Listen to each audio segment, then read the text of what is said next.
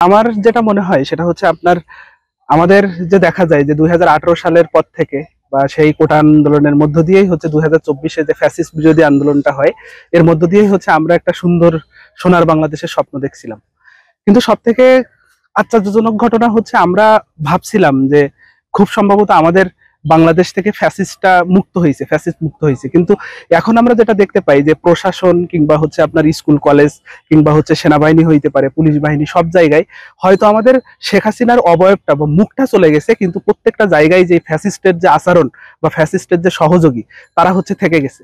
এখন সেই হিসাবে যদি হচ্ছে আমরা আমাদের এই যে গণঅভ্যুত্থানের যে মেইন যে আমাদের যে আকাঙ্ক্ষাটা ছিল সেটা যদি আমরা বাস্তবায়ন করতে চাই, তাহলে হচ্ছে আমাদের কয়েকটা কাজ এই মুহূর্তে করা দরকার। প্রথমত হচ্ছে আমাদের যে জাতীয় পার্টি যারা আছে তাদেরকে নিষিদ্ধ করতে হবে, কারণ এখন আমরা এইটা বুঝি বা আমরা এইটা ধারণা করি যে জাতীয় পার্টির উপর ভর করেই হচ্ছে যারা ফ্যাসিস্ট যারা আছে তারা আবার এই দেশে ফিরতে চায়, তারা হচ্ছে বাংলাদেশে আবার রাজনৈতিক প্রেক্ষাপট তৈরি করতে চায়। সেই সাথে সাথে আমরা আরো কিছু বলতে চাই যে সেনাবাহিনী যারা আছে তাদেরকে ইতিমধ্যে ব্যারাকে ফিরে যাওয়া উচিত, তাদের জায়গায় তাদের কাজ করা উচিত। এবং যদি আমাদের সরকার, আমাদের যে ইউনূস সরকার যে আছে, সে যদি হচ্ছে আমাদের দেশ চালাইতে না পারে, তাহলে সেক্ষেত্রে তার সরকারে থাকাটা উচিত না। কারণ সে যদি একটা স্বাধীন একটা বাংলাদেশ যে স্বপ্ন নিয়ে আমরা তার হাতে দেশটাকে উঠিয়ে দিলাম, যদি হচ্ছে সেই স্বপ্নটা বাস্তবায়ন করতে না পারে, তাহলে তার ব্যর্থতার দায় নিয়ে তার সরকার থেকে চলে যাওয়া উচিত, এটা আমি মনে করি। সেই সাথে সাথে আরো কিছু বিষয়, সেটা হচ্ছে আমাদের পুলিশের যে বাহিনী বা বাহিনীর যে সংস্কার, সেই সংস্কারটা অনেক খুব দ্রুতই হচ্ছে করা উচিত। সেই সাথে সাথে নূর ভাইয়ের উপরে যে বর্বরোচিত হামলা চালিয়েছে তাদেরকে খুঁজে বের করে তাদের প্রত্যেকের দৃষ্টান্তমূলক শাস্তির ব্যবস্থা গ্রহণ করতে হবে। কারণ তাদের যদি শাস্তি না দেওয়া হয়, তাহলে এটা আমাদের প্রত্যেকটা যারা এই গণঅভ্যুত্থানটা করছে, যে সকল রাজনৈতিক দল বা যারা করছে, তাদের মধ্যে একটা মেসেজ দেয়া হলো যে হচ্ছে আমরা নূরকে দিয়ে শুরু করলাম, এর পরবর্তীতে তোমাদেরকেও হচ্ছে আমরা তোমাদের বিরুদ্ধেও অ্যাকশন নেব। বা আসলে তোমরা যাই করো না কেন, সকল ক্ষমতার বল বা সবকিছু এই যে ফ্যাসিস্ট শেখ হাসিনা যে ছিল, তার যে অবয়ব বা তার যে মানুষ, তার আমরা রয়ে গেছি, আমরা হচ্ছে তাকে রক্ষা করার। আমরা হলো ফ্যাসিস্ট বিরোধী আন্দোলনের পর যখন ফ্যাসিস্ট পরবর্তী সরকার প্রধান এসেছে, আমরা আশা করেছিলাম তারা সর্বপ্রথম যে বিষয়টার উপরে নজর দেবে সেটা হলো আইন শৃঙ্খলা পরিস্থিতি।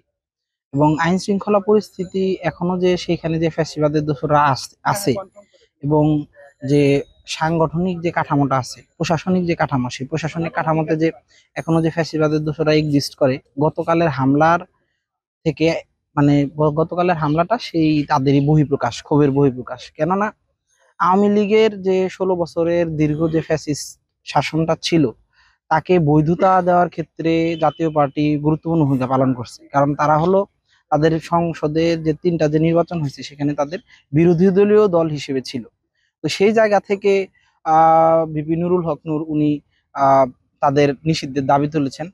তো সাধারণ মানে ফ্যাসিস্ট বিরোধী আন্দোলনের পর আমরাও আশা করি যারাই ফ্যাসিবাদের দোষর ছিল তাদেরকে যথাযথ প্রক্রিয়ার মাধ্যমে আমাদের যে রাজনীতি যে আছে সেই রাজনীতি থেকে নিষিদ্ধ করা হোক।